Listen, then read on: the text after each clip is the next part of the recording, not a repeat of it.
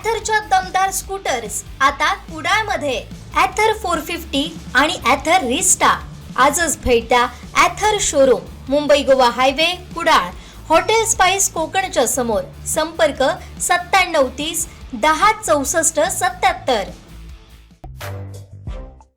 कुडाळ इथं माजी आमदार वैभव नाईक यांच्या वाढदिवसानिमित्त कार्यक्रमाचं आयोजन करण्यात आलं होतं. यावेळी बागायतदार आंदोलन प्रकरणी पोलीस ठाण्यात गुन्हे दाखल झाल्यानंतर पत्रकारांनी माजी आमदार वैभव नाईक यांना प्रश्न विचारले असता त्यांनी काय प्रतिक्रिया दिली आहे पाहूया. नाही, खरं तर प्रशासन ही वेगवेगळी भूमिका राबवत आहे. याआधी जेव्हा मोर्चा होता त्या मोर्चाला 5,000 लोक होते आणि त्या मोर्चामध्ये सुद्धा जमावबंदीचा आदेश जुगारून आम्ही तो मोर्चा काढला होता. परंतु त्यावेळी पालकमंत्री त्या मोर्चाला आले म्हणून आमच्यावर गुन्हे नोंद झाले नाहीत की काय, हा खरा प्रश्न प्रशासनाला आमचा आहे.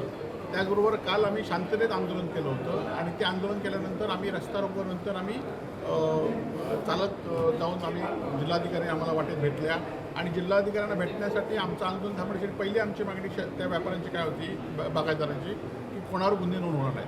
परंतु सरकारने एकीकडे आम्हाला मदत न करता आमच्यावर दडपशाही केली. हे कालच्या गुन्ह्यातून नोंद आले.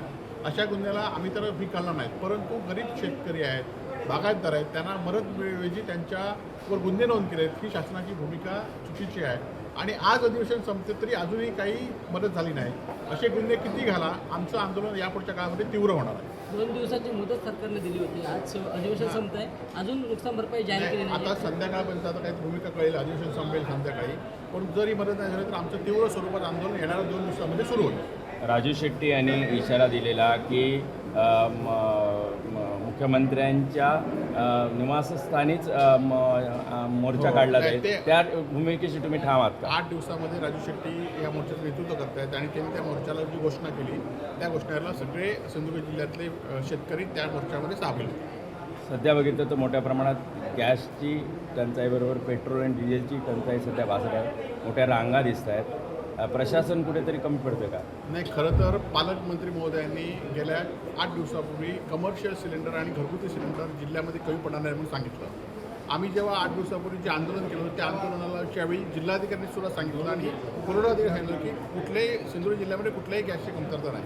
परंतु ज्यांनी 25 दिवस नोंदणी करून त्यांना अजून सिलेंडर मिळाले आहेत म्हणून या रांगा आहेत. त्याचबरोबर कमर्शियल सिलेंडर नुसते मोठ्या हॉटेलवाल्यांचा विषय नाही, तर पानटपरी असतील, हॉस्टेलची मुलं असतील, छोटी पर्यटन जिल्हा असल्यामुळे छोट्या खानावळी असतील, या सगळ्यांवर आता संक्रांत झाली आहेत आणि अनेक हॉटेल आता बंद झालेली आहेत. आता मंगळवारी आम्ही सगळ्या हॉटेल मालकांशी चर्चा करत आहोत की मंगळवारी आम्ही जिल्हाधिकारी कार्यालयात आंदोलन करण्याचं आमचं शिवसेनेचं धोरण आहे.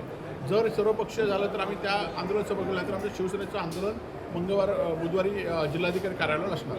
बंधू खरातबद्दल सध्या मोठी चर्चा आहे.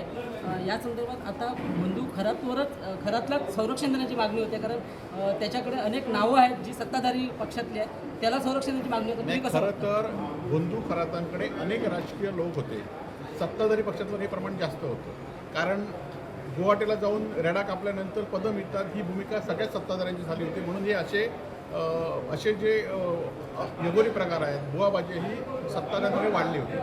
आणि कालच्या माझं पहिल्यापासून म्हणणं आहे की नगरपालिका, जिल्हा परिषद, महानगरपालिका ह्या निवडणुकीच्या आधीच 1 वर्ष आधीच त्यांच्यावर गुन्हा नोंद झाला होता शिर्डी पोलीस स्टेशनमध्ये आणि ह्या सगळ्यांना वाचवण्यासाठी या ठिकाणी तो गुन्हा दाबलेला होता. आता बंधू खरातांकडे सगळ्यांची नावं आहेत, एक नावं बाहेर पडत आहेत, परंतु ही नावं अजून किती नावं बाहेर पडतील यासाठी खरोखरच बंधू खराताला संरक्षण दिलं पाहिजे. कारण त्याच्या जीविताला धोका होईल तर ही नावं पुढची नावं उघडण्यासाठी सत्तेसाठी हे रेडा कापू शकतात तर माणसाला पण कापू शकतात. त्यामुळे ह्याच्यावर त्यांना संरक्षण मिळून योग्य नावं जी खरी आहेत ती बाहेर पडली पाहिजे.